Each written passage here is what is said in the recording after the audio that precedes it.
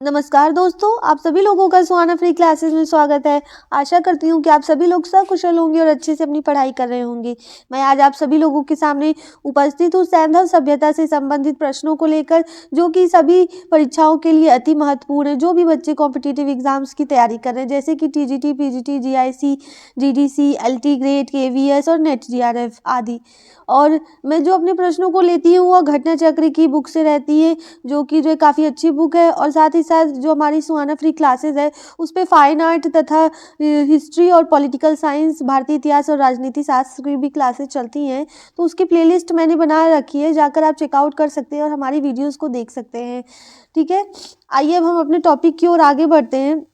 हमारा देखिए पहला प्रश्न यहाँ दिया हुआ है, और मैंने सैंधव सभ्यता से संबंधित एक और वीडियो बना रखी थी, उससे आगे के ये क्वेश्चंस हैं। तो देखिए, ये हमारा पहला प्रश्न यहाँ दिया हुआ है कि हड़प्पा का कौन सा स्थल भूकंप के आरंभिक साक्ष्य को दर्शाता है। तो जो है यहाँ पर आपको बताना है कि हड़प्पा का कौन सा स्थल जहाँ पर भूकंप के आरंभिक साक्ष्य मिले हैं। तो भूकंप के आरंभिक साक्ष्य कहाँ पर मिले हैं, यहाँ आपको 4 ऑप्शन दिए गए हैं: हड़प्पा, धोलावीरा, मोहनजोदड़ो और कालीबंगा।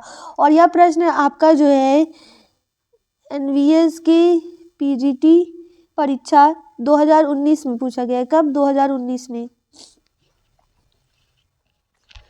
तो बताइए इसका करेक्ट आंसर क्या होगा बच्चों?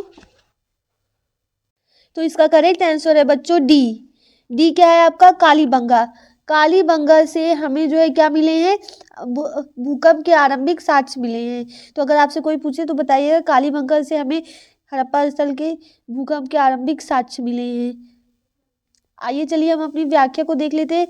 व्याख्या सहित मैं आप लोगों को इसलिए समझाती हूँ जिससे आपको और अच्छी तरीके से समझ में आ जाए। हड़प्पा सभ्य और साथ ही साथ कुछ अन्य प्रश्न भी मिल जाते हैं इन व्याख्या में, जो कि आपकी परीक्षा की दृष्टि से महत्वपूर्ण होते हैं। हड़प्पा सभ्यता का कालीबंगा, तो कालीबंगा आपका कहाँ पर है? राजस्थान में है। तो यहाँ से पहला प्रश्न बन सकता है, अगर आपसे कोई पूछे कि कालीबंगा आपका किस राज्य में है और आपको 4 ऑप्शन दे दिया जाए तो बताइएगा कहाँ पर है? राजस्थान में है। भूकंप के आरंभिक साक्ष्य दर्शाता है, तो कहाँ पर जो है आपका भूकंप का आरंभिक साक्ष्य दर्शाता है बच्चों? तो आपका भूकंप का आरंभिक साक्ष्य आपको दर्शाता है कालीबंगा में। अब आगे देखते हैं, राजस्थान के हनुमानगढ़ जिले में स्थित, तो कालीबंगा आपका कहाँ स्थित है? राजस्थान के हनुमानगढ़ जिले में। इस नगर की खोज कब की गई? 1951 ईस्वी में। किसने की? अमलानंद घोष ने की है। तो यहाँ से आपका दूसरा प्रश्न बन सकता है कि कालीबंगा की खोज कब हुई और किसने की। तो अगर आपसे कोई पूछे तो बताइएगा कि 1951 में कालीबंगा की खोज हुई और साथ में किसने की? तो की है अमलानंद घोष ने की है। यहाँ से आपका दूसरा प्रश्न बन सकता है। अब आइए देखते हैं आगे। यह प्राचीन सरस्वती एवं दृष्टि नदियों के बीच स्थित था। कालीबंगा में प्राक सैंधव सभ्यता के भी साक्ष्य मिले हैं। प्राक सैंधव सभ्यता से बच्चों आपका ये मतलब है जो सिंधु घाटी सभ्यता यानी सैंधव सभ्यता से भी पहले की जो संस्कृतियां थी उनके साक्ष्य आपके कहाँ से मिले? कालीबंगा से मिलते हैं, जिनमें जुते हुए खेत महत्वपूर्ण हैं। तो अगर यहाँ से आपका तीसरा प्रश्न बन सकता है, अगर बच्चों आपसे कोई पूछे कि कहाँ से आपको जुते हुए खेत के साक्ष्य मिलते हैं तो बताइएगा कि कालीबंगा से। कहाँ से? कालीबंगा से हमें जुते हुए खेत के साक्ष्य मिलते हैं। और यहाँ से आपका एक और प्रश्न बन सकता है। और फिर अन्य साक्ष्यों में अग्निकुंड तथा वेदिकाएं, अग्निकुंड भी और वेदिकाएं भी, बच्चे की छिद्र युक्त खोपड़ी, अलंकृत ईट आदि कहाँ पाए जाते हैं? कालीबंगा से। यहाँ से दूसरा प्रश्न बन सकता है, आपसे कोई पूछे ये सब चीज़ें आपको कहाँ से मिली है? बच्चे की छिद्र युक्त खोपड़ी, अलंकृत ईंटें, अग्निकुंड और वेदिका, ये सभी आपको कहाँ से मिलती हैं? जो है कालीबंगा से मिलती हैं।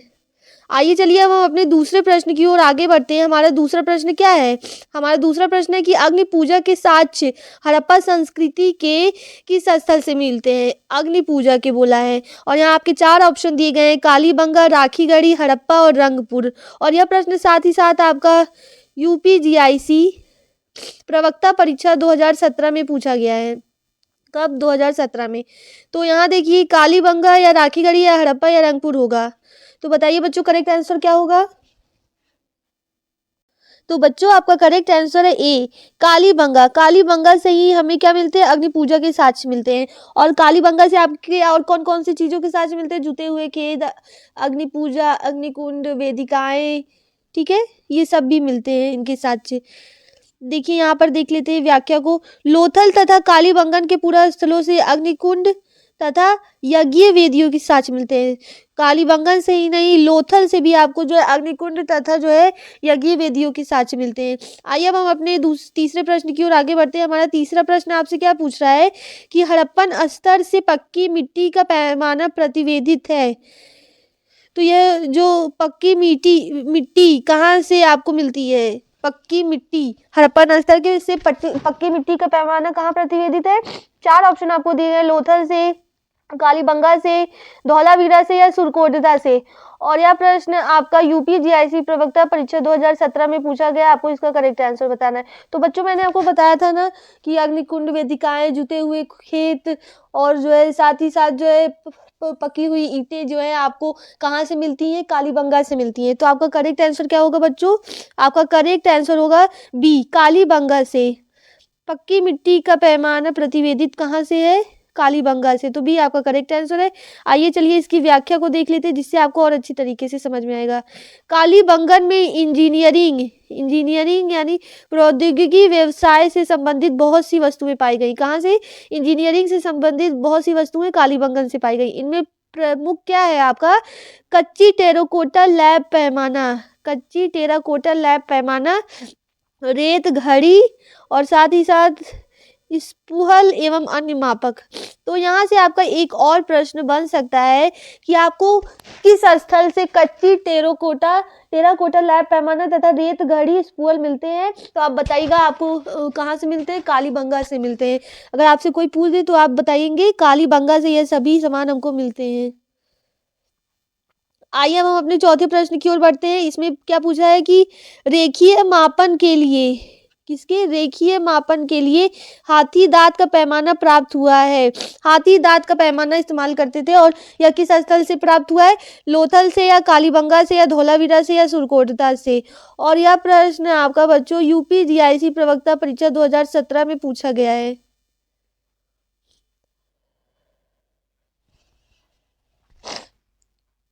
तो बच्चों आपका करेक्ट आंसर है ए, लोथल से हमें रेखीय मापन के लिए हाथी दांत का पैमाना प्राप्त हुआ है। तो ए ऑप्शन बिल्कुल करेक्ट होगा, लोथल से। आइए चलिए इसकी व्याख्या को देख लेते हैं। हड़प्पा सभ्यता भारत की प्राचीनतम सभ्यता थी। तो हड़प्पा सभ्यता कैसी सभ्यता थी, भारत की प्राचीनतम सभ्यता थी। हड़प्पाई संदर्भ में हाथी दांत का पैमाना लोथल से मिला है। तो रेखीय मापन के लिए जो हाथी दांत का पैमाना इस्तेमाल किया जाता था वो आपका कहाँ से मिला है, वो लोथल से मिला है। और बच्चों यहाँ से एक प्रश्न और आपका पूछ सकता है कि जो है आखिर आपका लोथल किस राज्य में है। तो अगर आपसे पूछा जाए तो बताइएगा लोथल जो है गुजरात में है। कहाँ पर, गुजरात में। आइए चलिए हम अपने 5वें प्रश्न की ओर आगे बढ़ते हैं। हमारा 5वां प्रश्न क्या कहता है, हमारा 5वां प्रश्न है कि निम्नलिखित हड़प्पाई स्थलों में कहाँ से मजदूरों के मकानों के अवशेष प्राप्त हुए हैं। कहाँ से मजदूरों के मकानों के अवशेष, किसके, मजदूरों के मकानों के अवशेष प्राप्त हुए। 4 ऑप्शन आपके दिए गए, हड़प्पा, चनूदड़ो, रंगपुर और रोपड़। और यह आपका यूपी जीआईसी प्रवक्ता परीक्षा 2015 में पूछा गया प्रश्न है, आपको इसका आंसर बताना है। मजदूरों के मकानों के अवशेष कहाँ से मिले हैं आपके, तो आपके मजदूरों के मकानों के अवशेष हड़प्पा से मिले हैं। तो ए ऑप्शन बिल्कुल करेक्ट है, हड़प्पा बिल्कुल करेक्ट आंसर है। आइए चलिए अब इसकी व्याख्या को हम देख लेते हैं जिससे आपको और अच्छी तरीके से समझ में आएगा। तो देखिए बच्चों यहाँ पर हड़प्पा के अवशेषों में दुर्ग, क्या, एक मिनट, हड़प्पा के अवशेषों में दुर्ग, रक्षा प्राचीर, निवास गृह यानी श्रमिक वर्ग, चबूतरे तथा अन्नागार महत्वपूर्ण है। तो हड़प्पा से जो अवशेष मिले हैं उसमें से दुर्ग, जो रक्षा प्राचीर और निवास गृह और चबूतरे, साथ ही साथ अन्नागार भी क्या है, महत्वपूर्ण है। हड़प्पा में जो है मोहनजोदड़ो के समान विशाल भवनों के अवशेष नहीं मिलते हैं। जैसे मोहनजोदड़ो में जो है विशाल भवनों के हमें अवशेष मिले हैं, वैसे हड़प्पा में नहीं है, हमें हड़प्पा में विशाल भवनों के अवशेष नहीं मिलते हैं। नगर की रक्षा के लिए पश्चिम की ओर एक दुर्ग का निर्माण किया गया था। तो हड़प्पा में क्या था कि पश्चिम की ओर नगर की रक्षा के लिए एक दुर्ग, क्या कहते हैं, दुर्ग का इस्तेमाल किया गया था, निर्माण किया गया था। साथ ही साथ दुर्ग के उत्तर में स्थित 6.1 मीटर ऊंचे एक टीले की खुदाई से भवनों के अवशेष मिलते हैं। किसके? भवनों के। तो दुर्ग से कितने? 6.1 मीटर ऊंचे एक टीले, कितना ऊंचा था? 6.1 मीटर के भवनों के अवशेष वहां से मिलते हैं खुदाई करने पे। और साथ ही साथ इनकी दो भिन्न पंक्तियां हैं। उत्तरी पंक्ति में 7 तथा दक्षिणी पंक्ति में 8 ग्रहों के अवशेष मिले। तो जो टीले की खुदाई की गई है, जो 6.1 मीटर की थी, वहां से भवनों के अवशेष मिलने के बाद उसमें 2 पंक्तियां हैं। उत्तरी पंक्ति में जो है आपका 7 और जो है दक्षिणी पंक्ति में आपका 8 ग्रहों के अवशेष मिले हैं। घरों के आकार प्रकार से स्पष्ट होता है कि यह घर श्रमिक वर्ग के रहे होंगे। और उस घरों का जब आकार और उसका जो है पहली दृष्टि से देखकर पता चलता है और जिस तरीके से उसको बनाया गया होगा, तो ऐसा लगता है कि वह श्रमिक वर्ग के रहे होंगे, मजदूरों के घर रहे होंगे। और यहाँ आपका छठा प्रश्न आता है कि निम्नलिखित हड़प्पा कालीन स्थलों में से किसमें नाली के निर्माण में लकड़ी का प्रयोग किया गया था? यह प्रश्न आपका इम्पोर्टेंट है। अगर आपसे कोई पूछे कि किस स्थल पे हमें नाली के निर्माण में लकड़ी का प्रयोग किया गया मिला है, और यहाँ आपके 4 ऑप्शन है: लोथल, कालीबंगा, राखीगढ़ी और आलमगीरपुर। और यह प्रश्न आपका यूपीजीआईसी प्रवक्ता परीक्षा 2015 में पूछा गया है। आपको करेक्ट आंसर बताना है कि कहाँ पे नाली के निर्माण के लिए लकड़ी का प्रयोग किया गया है। तो बच्चों, आपका इसका करेक्ट आंसर है सी। तो कालीबंगा से ऑप्शन नंबर सी बिल्कुल करेक्ट है। यहाँ से हमें जो है नाली के निर्माण में लकड़ी का प्रयोग क्या है मिला है। आइए चलिए अब हम इसकी व्याख्या को देख लेते हैं, जिससे आपको और अच्छी तरीके से समझ में आए। लकड़ी को खुरेद कर नाली बनाने का साक्ष्य हमें केवल कालीबंगा से ही मिलता है। कालीबंगा से ही हमें बेलनाकार तंदूर, अलंकृत ईंट, तांबे की बनी चूड़ियाँ, पत्थर के सिलबट्टे और जूते हुए खेत और मिट्टी की खिलौना गाड़ी के पहिए आदि प्राप्त हुए हैं। यहाँ से आपका एक प्रश्न और बन सकता है। आपसे कभी पूछे कि बेलनाकार तंदूर, पकी हुई अलंकृत ईंटें और तांबे की बनी चूड़ियाँ, पत्थर के सिलबट्टे और जुते हुए खेत और जो मिट्टी के खिलौने गाड़ी के पहिए कहाँ से प्राप्त हुए, तो आप बताइएगा। यह सभी चीज़ें आपकी प्राप्त हुई हैं कालीबंगा से। कालीबंगा से हमें बहुत सारी चीज़ें प्राप्त हुई हैं। इन सभी को याद रखिएगा, एग्जाम में पूछे जाते हैं। जुते हुए खेत, पत्थर के सिलबट्टे, तांबे की बनी चूड़ियाँ, अलंकृत ईंटें, मिट्टी की खिलौना गाड़ी आदि। अब आइए हम अपने जो है 7वें प्रश्न की ओर आगे बढ़ते हैं। हमारा 7वां प्रश्न देखिए क्या पूछ रहा है। एक मुद्रा पर एक व्यक्ति, एक कॉइन पर एक व्यक्ति बाघ से लड़ता हुआ अंकित है। यह किस हड़प्पन स्थल से प्राप्त हुआ है? एक कॉइन है और उसमें जो है एक जो व्यक्ति है वह क्या लड़ रहा है? बाघ से लड़ रहा है। तो जो है यह किस हड़प्पन स्थल से प्राप्त हुई है? 4 ऑप्शन आपको दिए गए: मोहनजोदड़ो, राखीगढ़ी, कालीबंगा, बनवाली। और यूपीजीआईसी प्रवक्ता परीक्षा बच्चों आपका 2015 में पूछा गया है। कब? 2015 में। मैं आपको समय इसलिए बता देती हूँ जिससे आपको पता चले कि यह क्वेश्चंस जो है आपके एग्जाम से में पूछे गए हैं। और इसका करेक्ट आंसर क्या है? मोहनजोदड़ो करेक्ट आंसर है। ए बिल्कुल करेक्ट आंसर। यहाँ से हमें जो है वह मुद्रा मिलती है जिस पर जो है व्यक्ति बाघ से लड़ता हुआ अंकित है। आइए चलिए अब हम इसकी व्याख्या को देख लेते हैं। सिंधी भाषा में मोहनजोदड़ो का शाब्दिक अर्थ क्या है?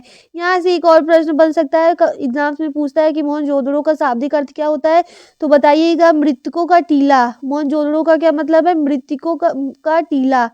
सिंध प्रांत के लड़काना जिले में सिंधु नदी के दाहिने तट पर स्थित मोहनजोदड़ो की सर्वप्रथम खोज राखलदास बनर्जी ने वर्ष 1922 में किया था। यहाँ से आपके 2 प्रश्न बनेंगे। आपसे पूछा जाता है कि मोहनजोदड़ो किस जिले में था, तो आप बताइएगा यह लड़काना जिले में था। कहाँ? लड़काना जिले में। और किसके तट पे? सिंध नदी के तट पे था। साथ ही साथ अब यहाँ से तीसरा प्रश्न बनेगा कि जो है इसकी खोज किसने की और कब की, तो आप बताइएगा। एक मिनट। तो इसकी खोज आप बताइएगा राखलदास बनर्जी ने की। तो मोहनजोदड़ो की खोज किसने की? राखलदास बनर्जी ने। और जो है हड़प्पा की खोज किसने की थी? दयाराम साहनी ने 1921 में। लेकिन राखलदास बनर्जी ने मोहनजोदड़ो की खोज की थी वर्ष 2022 में किया था। यहाँ प्राप्त मुद्रा पर एक व्यक्ति बाघ से लड़ता हुआ अंकित किया गया और यहीं पर जो है वह मुद्रा भी पाई गई थी जिसमें एक व्यक्ति जो है बाघ से लड़ता हुआ अंकित किया गया है। अब चलिए हम अपने 8वें प्रश्न की ओर आगे बढ़ते हैं। हमारा 8वां प्रश्न है कि अधोलिखित में किस पुरा स्थल से मिट्टी के रथ, किसके मिट्टी के रथ का नमूना प्राप्त हुआ है? 4 ऑप्शन आपके दिए गए: कालीबंगा, राखीगढ़ी, मोहनजोदड़ो, धौलावीरा। और यह आपका जो है UPGIC परीक्षा 2012 में पूछा गया प्रश्न है।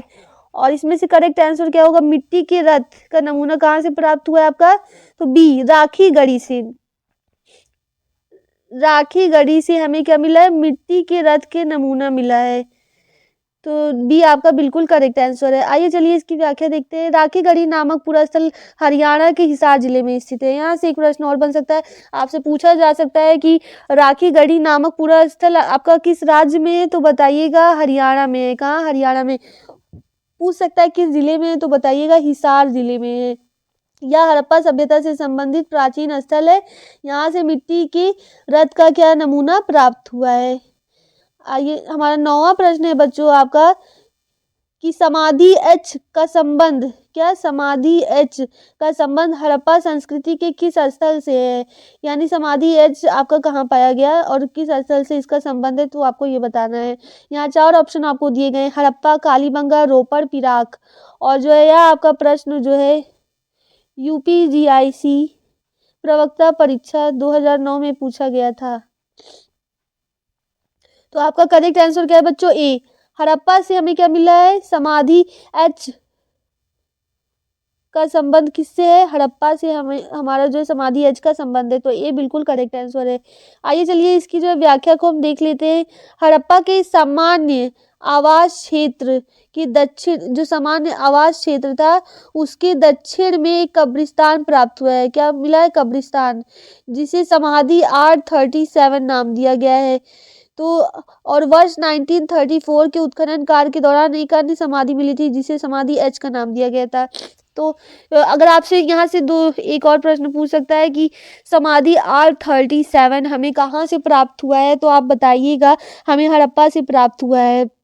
और जो है और समाधि एच का जो है उत्खनन कब किया गया? तो 1934 में। अगर आपसे कोई पूछे, यहाँ से एक और प्रश्न बन सकता है कि समाधि एच का उत्खनन किसने किया, तो कब किया गया? 1934 में।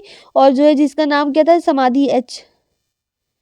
आइए चलिए हम अपने 10वें प्रश्न की ओर आगे बढ़ते हैं। हमारा 10वां प्रश्न है कि सिंधु घाटी के आवासीय क्षेत्र में निम्नलिखित में से कौन सा आरोहण क्रम सही है? तो यहाँ आपको जो क्रम दिए गए हैं, आपको उसका करेक्ट आंसर देना है। पहला है ऑप्शन हड़प्पा, मोहनजोदड़ो, धौलावीरा। दूसरा है हड़प्पा, धौलावीरा, मोहनजोदड़ो। तीसरा ऑप्शन है धौलावीरा, मोहनजोदड़ो, हड़प्पा। और चौथा ऑप्शन है मोहनजोदड़ो, धौलावीरा, हड़प्पा। और यह आपका UPGIC प्रवक्ता परीक्षा 2009 में पूछा गया है। 2009 में UPGIC प्रवक्ता परीक्षा। तो आपका करेक्ट आंसर क्या होगा बच्चों? तो आपका करेक्ट आंसर है ए, हड़प्पा, मोहनजोदड़ो, धौलावीरा। या बिल्कुल सही क्रम है आपका जो है सिंधु के आवासीय क्षेत्र के आरोहण में। आइए चलिए हम इसकी व्याख्या को देख लेते हैं। हड़प्पा सबसे पहले कब खोजा गया? 1921 में। यहाँ से एक और प्रश्न बन सकता है कि हड़प्पा की खोज कब की गई थी, तो आप बताइएगा। हड़प्पा की खोज जो है 1921 में की गई। इसके खोजकर्ता कौन है? दयाराम साहनी है। यह भी प्रश्न पूछा जा सकता है कि हड़प्पा की खोज किसने की? दयाराम साहनी ने की। मोहनजोदड़ो 1922 में RD बनर्जी द्वारा खोजा गया। और जो यहाँ से एक और प्रश्न बन सकता है कि मोहनजोदड़ो की खोज किसने की और कब की, तो आप बताइएगा। राखलदास बनर्जी ने 1922 में की थी। RD बनर्जी भारतीय पुरातत्व विभाग के क्या थे? अधिकारी थे। धौलावीरा को वर्ष 1967 से 68 में जगपति जोशी जी द्वारा खोजा गया। तो यहाँ से एक और प्रश्न बन सकता है कि धौलावीरा की खोज किसने और कब की, तो बताइएगा। 1967 से 68 ईस्वी में जगपति जोशी जी ने की है।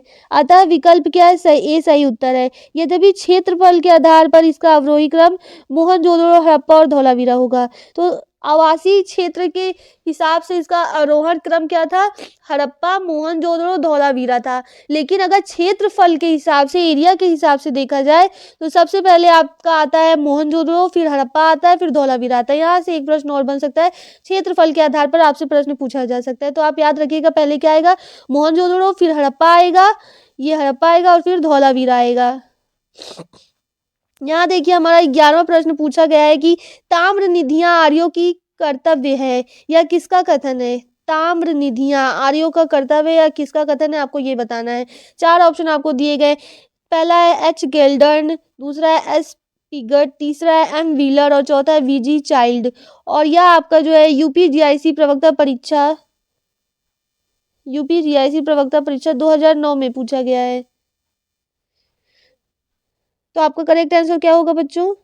आपका करेक्ट आंसर है एच गेल्डर ने कहा था कि ताम्र निधियां किसकी कर्तव्य? आर्यों की। आइए चलिए हम इसकी व्याख्या को देख लेते हैं जिससे आपको और अच्छी तरीके से समझ में आए। एच गेल्डन के अनुसार, किसके? एच गेल्डन के अनुसार ताम्र निधियां आर्यों की कर्तव्य हैं। भारतीय समाज में आर्यों द्वारा किए गए कार्यों या परंपरा का आज भी साक्ष्य प्राप्त होता है। इसी क्रम में आर्यों ने जिन वस्तुओं का प्रयोग अपने जीवन को सुखी बनाने के लिए किया, आज भी जो है समाज में उस परंपरा को देखा जाता है। आर्यों द्वारा अध्यात्म की व्यवस्था आज पूर्णतः क्या है? प्रचलित है।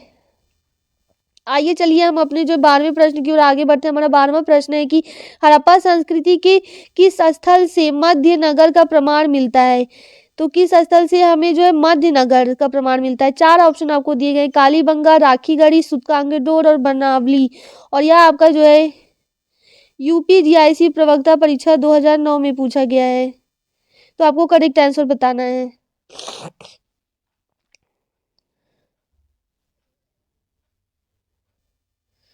तो आपका करेक्ट आंसर है कालीबंगा। कालीबंगा से हमें जो है मध्य नगर का प्रमाण मिला है। किसका? मध्य नगर का प्रमाण कालीबंगा से मिला है। ये करेक्ट आंसर है बिल्कुल आपका। चलिए इसकी व्याख्या को देख लेते हैं। हड़प्पा संस्कृति के कालीबंगा पुरा स्थल के मध्य एक छोटे नगर का प्रमाण मिलता है या यहाँ एक दुर्ग मिला है। क्या? दुर्ग मिला है। कालीबंगा आपका कहाँ है? आपका कालीबंगा राजस्थान के हनुमानगढ़ जिले में क्या है? स्थित पुरा स्थल है। आइए चलिए हम अपने 13वें प्रश्न की ओर आगे बढ़ते हैं। हमारा 13वां प्रश्न है कि सिंधु सभ्यता के लोगों की डील वाला बैल था। जो डील वाला बैल हमें सिंधु सभ्यता से साक्ष्य मिला है वह कैसा था? तो सिंधु सभ्यता के लोगों के लिए डील वाला बैल था देशी पशु था, विदेशी पशु था, पवित्र पशु था या बलि पशु था? कैसा पशु था वो आपको बताना है। और यह जो है आपका टीजीटी परीक्षा 2005 में पूछा गया है। तो आपका करेक्ट आंसर क्या होगा बच्चों? आपका करेक्ट आंसर है सी। जो डील वाला बैल था आपका वह उसको क्या माना गया है? पवित्र पशु माना गया है। तो पवित्र पशु बिल्कुल क्या है? करेक्ट आंसर है सी। और यहाँ देखिए आपको कुछ तथ्य दिए हुए हैं, उनको भी देख लेते हैं जिससे आपको और अच्छी तरीके से समझ में आ जाए। सैंधव धर्म के विषय में लिखित साक्ष्यों का पूर्णतः अभाव है।